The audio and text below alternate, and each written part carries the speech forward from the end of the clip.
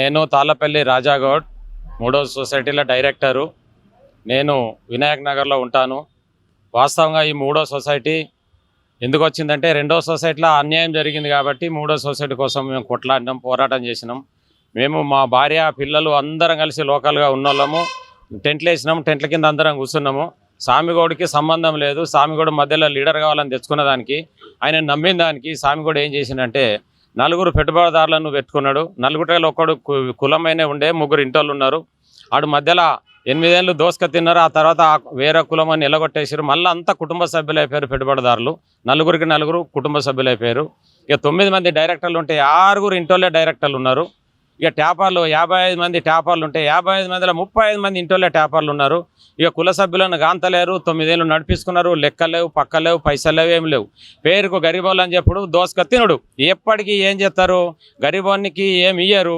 జర్ర రాజకీయం చేసి ఎంబడి తిరిగి నానా మాటలు మాట్లాడి అమ్మ నా బూతులు తిట్టిన వాళ్ళకు 1000 పైసలు ఇస్తూ బెదిరించిన వాళ్ళకు పైసలు ఇస్తారు.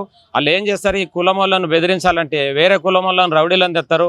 కులములని రౌడీలను చేస్తారు. కాళ్ళు చేతులు ఇరుగొట్టుడు, ఇబ్బందులు పెట్టుడు, పైసలు దోసుక తినడు, నానా ఇబ్బందులు పెడుతుండ్రు. ఇప్పుడు 3 నెలలు అవుతుంది బంద్ అయ్యి.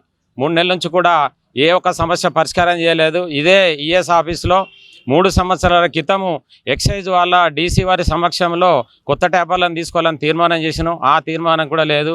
మేము డైరెక్టర్లను కూడా తీర్మానం చేసినాం. ఏది నడనిత్తలేరు. మొత్తం కుటుంబ సభ్యులు అయిపోయారు, ఇంటోళ్ళు అయిపోయారు. మొత్తం దోసుక తింటారు. ఎన్ని మాటలు మాట్లాడినా తక్కువనే, ఎంత చెప్పినా తక్కువ నాళ్ళను. ఎందుకంటే మొత్తం గరీబోళ్ళని దోసుక తింటారు, మొత్తం నాశనం చేస్తారు. డీసీ గారికి రిక్వెస్ట్ చేసేది ఒకటి ఏంటంటే, ఈ ట్యాపర్స్ లోకల్గా ఎంతమంది ట్యాపర్లు ఉన్నారు ఒక పక్కన కూర్చోబెట్టండి.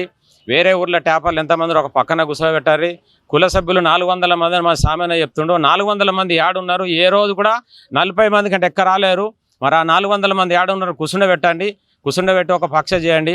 లీడర్స్ కూడా పోయిన గవర్నమెంట్లో వాళ్ళను వాడుకున్నారు, ఈ గవర్నమెంట్లో వీళ్ళను వాడుకున్నారు. గవర్నమెంట్ లీడర్ల పేరు చెప్పుకొని దోసుక తిని మమ్మల్ని పూర్తిగా హుషారున్నోళ్ళను హనిచివెత్తురు, రౌడీలను తోలేస్తుండ్రు, వేరే రకరకాల ఇబ్బందులు పెడుతురు. ఎంత చెప్పినా తక్కువనే. దయచేసి ఇక్కడ సిఐ గారు కూడా మొన్న చాలా రిస్క్ తీసుకొని మాట్లాడినారు.